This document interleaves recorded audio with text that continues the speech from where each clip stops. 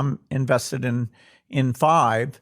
So deep understandings of complex science things, including all these diseases, this next 20 years is going to be mind-blowing.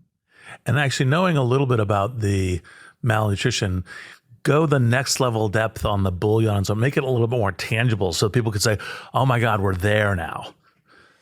Yeah, well, with malnutrition, if you don't get the right vitamins during pregnancy or in your first several years, you can never catch up.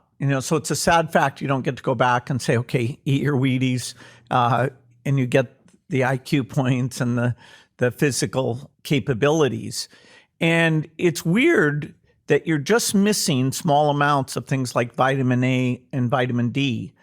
And so how do you solve that? Well, you could fortify a food like U.S. breakfast cereals are fortified, but you have to find some food that even the poorest households who are the most likely to be malnourished because they're not getting eggs and milk and meat.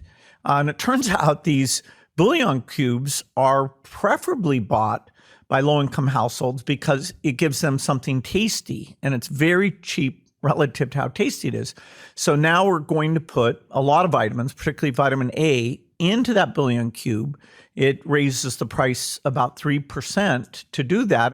Something I love about what you do is you identify the problem, you bring data to it, you test it, figure out, like, especially because you're working with populations who are low income in Africa, the poorest of the poor, like, even if you're raising the price 3%, you have to build that into everything that's happening.